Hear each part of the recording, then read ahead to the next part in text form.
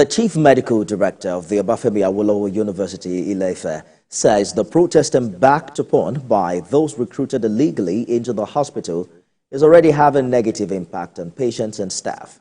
Addressing a virtual press conference, Professor John Okeniyi also alleged that a medical doctor was beaten and severely hurt by protesters on Friday morning. Day 2 of the protest. The protest is peaceful as policemen were seen monitoring the situation. However, management and staff were prevented from gaining access into the hospital by the protesters.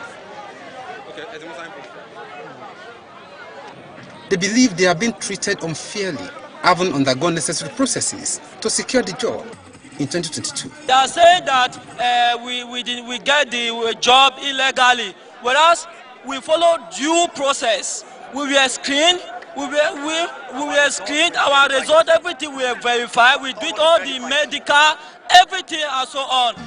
They want the federal government to come to their aid. We do not demand for money paid for our medicals, screenings and documentation. We demand that we be made to carry out our services as have been diligently doing.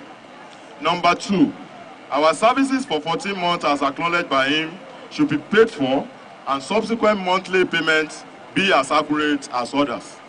Number 3, all processes were followed, just as his boss, Professor Adetiloye, did in 2021. Number 4, our appointment letters were issued and presented by constituted authority, just as his own letter of employment was. I slept over, I was here. No, everybody we gather here, we don't go anywhere. So if they don't answer us, we are not going. They denied attack on any staff of the hospital and promised to ensure the protest remains peaceful to achieve their aim. The protesters vowed to remain here until their demands are met. The chief medical director of the hospital had addressed a virtual press conference where he sympathized with the affected persons, but however said the processes that brought them in were faulty. Rafiu Hamid, TVC News, Ile-Ife, Osun State. Well, for more on the alleged job racketeering, the Chief Medical Director of the Obafemi Awolowo University Teaching Hospital, Professor John Okeniyi, joins me now on TVC News at 7. Prof, thank you for joining us on the news this hour. Good evening, and thank you for inviting me and having me on your program. Indeed. Perhaps we should begin with what the bone of contention is with these protesters. Sometime last year, we understand that the Federal Ministry of Health investigated this issue, highlighted the issue of job racketeering, and even indicting a former acting chief medical director. These individuals are saying they went through the due process, got their letters from constituted authority. The question is, who take responsibility for them now? It's a difficult situation, I must be honest with you. But if a situation has been on for quite a long time, does not make it right because it has been on for a long time. Let me give you a dissimilar analogy, but it will give you a clear extent of how things are. If you had a car and you legitimately bought the car and it was stolen from you, and then you lost it, and then sometime later, somebody who bought that car, not knowing it was stolen, then wants to register his car and find out that this car was stolen. What will the authorities do in that instance? The new buyer has used this vehicle for about 6, 7, 8, 10 months. But was it his car? Was it a stolen property? Like I said, this is a similar analogy, but it tells you that some situations are never black and white. If I must tell you, the process of employment into federal institutions goes through a lot of processes. It starts with the establishment, doing what we call, you analyze what your needs are, and you present it to your principals, the federal government, your supervising ministry, and the office of the head of the civil service of the federation. That has always been the process. Prof, this was done Prof, in 2021 and 22.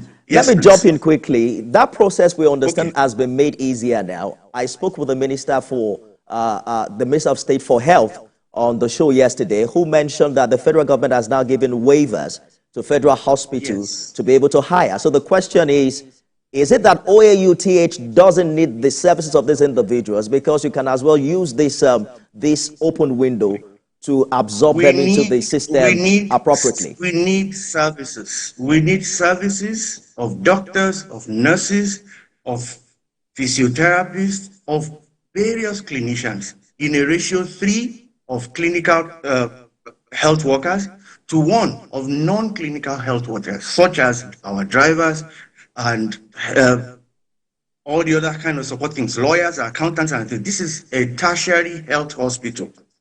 Some of my predecessors went ahead and gave letters to employ and recruit persons that were not in our establishment, that the institution never said it's needed, that the federal government didn't give us approval to employ. They gave us an approval to employ 450 people back in 2022.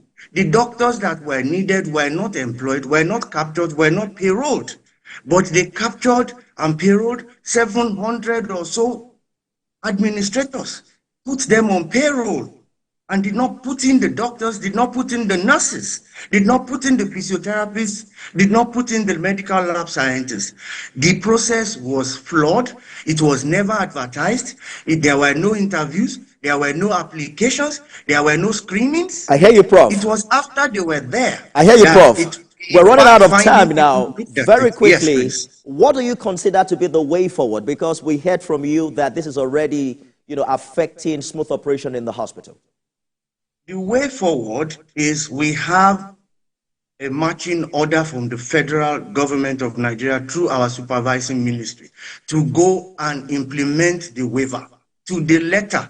Employ 10 doctors, 80 nurses, 10 pharmacists, and not 700 administrators, and not 80 drivers, and not higher executive officers, almost 700 of them, who are given letters by persons that have been screened and proven by the government to have done fraudulent activities. Those persons were suspended, 3 of them. They have been gone through the trials. They have been dismissed from public service. So you cannot build a truth on a lie. You cannot build a lie on another lie. It cannot work because the government, there is no establishment for those persons. They were robbed pro max. It's an unfortunate situation for desperate Nigerians that need jobs. So the government has to help look at the situation of youth and find succor for them. But that succor cannot be in our teaching hospital at the expense of providing health services. All right.